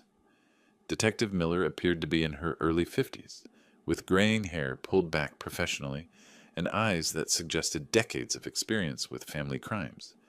Her manner was courteous, but thorough, someone who'd learned to verify every detail before committing resources to any operation. I started with Martin's explosive demand for money 2 weeks ago, his subsequent disappearance, and my discovery of his deteriorating living situation. When I reached the part about overhearing his conversation with Luther Kane, Detective Miller leaned forward with renewed interest. "You recorded this conversation?" 12 minutes of detailed planning. Martin describes my house layout, security measures, daily routine, and the exact location of $43,000 in cash. I handed her my phone with the audio file queued up. That's my son's voice discussing how to rob his own father. Detective Miller listened to the entire recording without interruption, making notes as Martin's voice described the planned crime in methodical detail. When it finished, she replayed several sections, focusing on specific threats and timeline elements. "Mr. Rogers, this recording clearly establishes conspiracy to commit burglary, possibly grand theft depending on the amount involved. You're absolutely certain this is your son's voice?" "Detective, I've been listening to that voice for 35 years. I'd recognize it anywhere." She nodded, then examined the photographs I'd taken through Martin's window. The floor plans of my house, written schedules of my activities, and notes about key locations created a compelling visual narrative that corroborated the audio evidence. "The planned date is this coming Friday?" "Friday afternoon at 2:30. Martin knows I go to the gym every Friday at 2 o'clock. They expect 90 minutes to complete the theft and disappear." Detective Miller closed her notepad and leaned back in her chair, studying me with professional assessment. "Mr. Rogers, what exactly are you proposing? How do you want us to handle this situation?" "I want them arrested in the act. I've installed surveillance cameras throughout my house, and I can coordinate with your officers to ensure everything is documented properly. Let them break in, let them find the money, then arrest them with complete evidence. That's unusually proactive for a victim of planned family crime. Detective Miller, my son made his choice when he decided to treat me like a target instead of his father. I'm simply making mine. She spent another hour reviewing procedures, evidence requirements, and legal considerations. The operation would require careful coordination, officers positioned, but hidden, communication protocols established, and my role clearly defined to ensure both safety and evidence integrity. Mr. Rogers, you understand this will likely result in serious criminal charges against your son? Burglary, conspiracy, possibly additional charges depending on what we discover about this Luther Kane individual. I understand completely. Martin chose this path despite every opportunity to make different decisions. I won't be victimized by my own child. By the time I left the police station, Detective Miller had committed to the operation. Friday afternoon would bring plainclothes officers, coordinated surveillance, and the end of Martin's criminal career before it could properly begin. I drove home knowing that justice, not just revenge, would be served. The surveillance cameras greeted me with their steady electronic eyes as I entered my house. 4 days remained until Martin's planned robbery. 4 days to finalize preparations and ensure that every detail of his betrayal would be captured, documented, and prosecuted to the full extent of the law. At 1:45 p.m. on Friday, April 25th, I performed my final system check. All 4 cameras showed clear images on my phone screen. Motion detection was active, and Detective Miller had confirmed that unmarked units were positioned throughout the neighborhood. 7 days of preparation had led to this moment. The kitchen clock showed 1:50 as I gathered my gym bag and keys, making sure to follow my normal Friday routine exactly. Luther would be watching, timing my departure, confirming that the schedule Martin had provided was accurate. I couldn't disappoint him. I opened the front door with deliberate visibility, tossed my gym bag into the truck bed, and backed out of the driveway with the same casual movements I'd performed every Friday for 15 years. In my rearview mirror, the house looked peaceful and vulnerable, exactly the way Luther expected it to appear. The coffee shop on J Street provided perfect surveillance positioning 3 blocks from my house. I parked facing east, giving me clear sight lines while keeping my phone screen hidden from casual observers. At exactly 2:05 p.m., I opened my surveillance app and watched 4 camera feeds simultaneously. Detective Miller's voice crackled through my phone speaker at 2:12. Mr. Rogers, are you in position? Affirmative. All cameras are active and recording. No movement yet, but he should be approaching soon. Copy that. We're maintaining distance until we get visual confirmation of entry. My screen showed empty rooms and quiet hallways for another 10 minutes. Then, at 2:23, motion detection triggered on the backdoor camera. A tall figure in dark clothing appeared at my kitchen door, exactly as Martin had promised Luther it would happen. Luther moved with professional confidence, producing lockpicks from his jacket pocket and working the backdoor mechanism with practiced efficiency. Within 90 seconds, he was inside my kitchen, looking around with the casual assessment of someone who'd done this many times before. Detective Miller, I whispered into my phone. He's inside. Backdoor entry, just as we expected. Roger, we see him on your feed. Continuing surveillance until he reaches the basement. The kitchen camera tracked Luther's movements as he oriented himself using the floor plans Martin had provided. He moved directly toward the basement door, ignoring the television, electronics, and other items that might tempt a less focused criminal. The basement stairs camera captured Luther's descent in perfect detail. Each step was recorded, his face clearly visible under the overhead light I'd left burning for exactly this purpose. At the bottom of the stairs, he turned left toward the furnace, following Martin's directions with mechanical precision. He's in the basement now, Detective, moving toward the money location. Copy. Units are moving into final positions. Give us 30 more seconds. Luther knelt beside the furnace and began prying up loose floorboards with a crowbar he'd brought for the purpose. The basement camera provided a clear view as he discovered the plastic bags containing my life savings, exactly where Martin had promised they would be.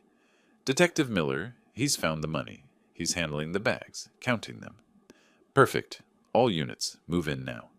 Mr. Rogers, keep recording, but stay at your location until we give the all clear. Through my phone screen, I watched Luther stuff cash bundles into a backpack, completely unaware that 4 police officers were entering my house through both doors simultaneously. The basement camera captured the moment Luther realized he wasn't alone, his head snapping up as heavy footsteps thundered overhead. "Sacramento police! Drop everything and put your hands where we can see them." Luther's face showed professional resignation rather than surprise. He'd been caught before, knew the routine, understood that resistance would only make things worse. The backpack dropped to the basement floor as his hands rose above his head.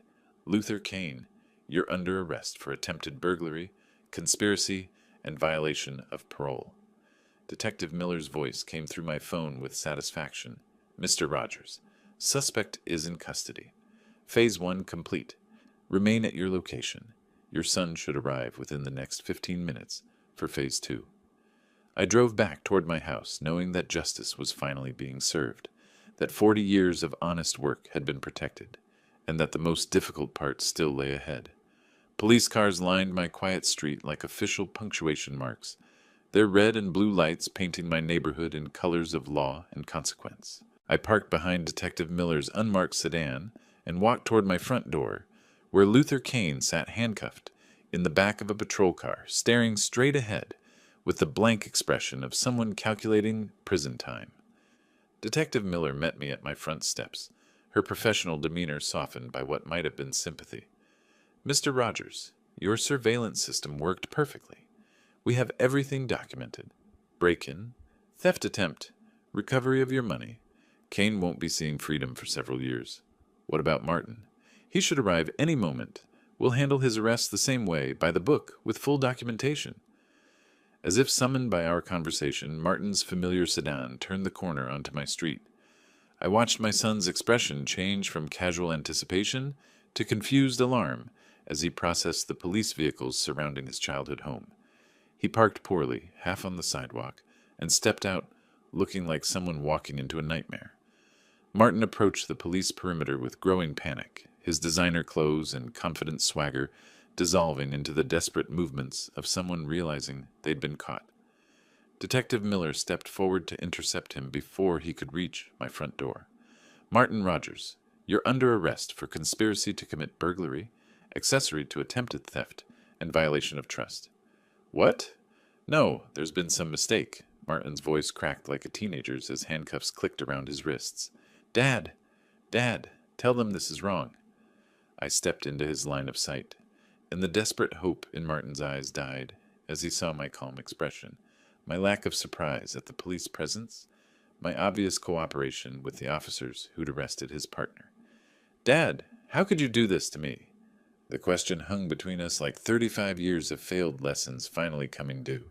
I looked at my son, handcuffed, humiliated, facing prison time for trying to rob his own father, and felt something I hadn't expected: peace. "How could I do this, Martin? Son, you planned to break into my house and steal everything your mother and I saved over 40 years of marriage. You brought a criminal into our neighborhood, gave him detailed plans of our home, told him exactly when and how to violate the place where you grew up. I thought you'd never find out. You thought wrong." My voice carried the authority of someone who'd spent decades building things that lasted while watching his son tear down everything of value in his life.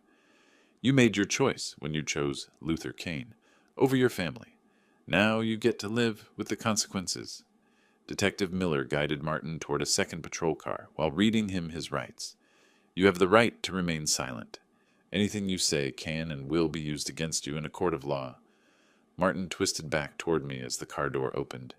"Dad, please, I'm your son. I made a mistake, but you can't let them do this."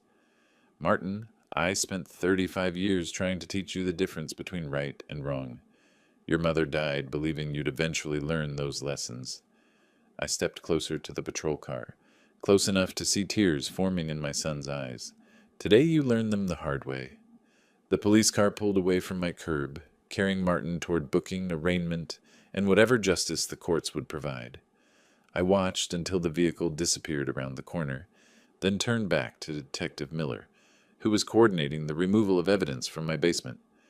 Mr. Rogers, we'll need a formal statement, but the preliminary charges are solid. Kane will likely get 3 to 5 years as a repeat offender. Your son, probably less, since this appears to be his first serious offense.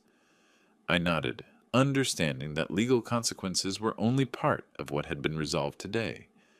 The larger justice, the protection of everything Ellen and I had built, the validation of principles I'd maintained despite family pressure, that justice was already complete. Detective, I'll provide whatever testimony you need. Both of them made their choices. Now they can face the results, like adults. An hour later, the police cars were gone, my money was back in its basement hiding place, and my house was quiet again. But the silence felt different now. Not empty or lonely, but peaceful. Earned. Monday evening's Sacramento Bee carried the story on page 3. Father's security system foils son's robbery plot. The article described the arrests without sensationalizing the family drama, focusing instead on the professional police work and sophisticated surveillance technology that had made the operation successful. I read the article twice while sitting in my favorite living room chair, Ellen's photograph positioned where I could see her smile while processing how our story had finally reached its conclusion. The newspaper's account was factual, but missed the deeper truth. This hadn't been about technology or police work, but about principles held firm under the ultimate test. Detective Miller called at 4:30 to provide updates on the legal proceedings. Luther Kane had waived his right to trial and accepted a plea bargain for 3 years in state prison. Martin's case would take longer to resolve, but his attorney was already discussing a plea arrangement that would result in 18 months with possibility of parole in 12. Your son wants to see you, Mr. Rogers. He's asked about visiting rights once he's processed into the system. Detective, I appreciate everything you and your department have done, but Martin made his choice about our relationship when he decided to rob me. I don't see that changing because he got caught. I understand, sir. Some bridges can't be rebuilt once they're burned. After hanging up, I walked down to the basement to check on my money one final time. The loose floorboards were exactly as I'd left them, the plastic bags intact and undisturbed, despite Luther's brief handling. $43,000 in cash, earned through 4 decades of honest work, remained safe because I'd been willing to protect it from my own child. Standing in the basement where Martin had first learned about our family's savings, I felt Ellen's presence more strongly than I had since her funeral. Her voice echoed in my memory. Arnold, if you give him everything without effort, he'll never learn to value work. She'd been right about tough love, right about boundaries, right about the long-term consequences of enabling bad behavior. Ellen, I did what needed to be done, I said aloud to the empty basement. Our son chose his path, and I chose mine. Justice was served. The basement stairs creaked under my weight as I climbed back to the main floor, leaving the money secure in its hiding place and the past secure in its lessons. In the kitchen, I brewed fresh coffee and settled back into my evening routine, checking the locks, reviewing tomorrow's schedule, living the peaceful life that came from making difficult decisions correctly. Mrs. Patterson waved from her garden as I checked my front door, her gesture carrying the same neighborly warmth it always had. The community respected what I'd done, protecting my home, cooperating with law enforcement, refusing to be victimized by family manipulation. Sometimes doing right required doing hard things. At 7 o'clock, I turned off the surveillance cameras I'd installed to catch my son. Their purpose had been served, justice had been delivered, and normal life could resume. Tomorrow would bring its own challenges, but tonight I could rest, knowing that Ellen's principles had prevailed, that honest work was protected, and that even the most painful betrayals could be answered with righteous action. The house settled around me with familiar sounds of security and peace. My money was safe, my conscience was clear, and my son was learning the lessons I'd spent 35 years trying to teach him. Sometimes the hardest love was the truest love, even when it led to handcuffs and prison cells. Ellen would have been proud. If you like this story, please like this video, subscribe to the channel, and share your impressions of this story in the comments. To listen to the next story, click on the box on the left. Thank you for watching.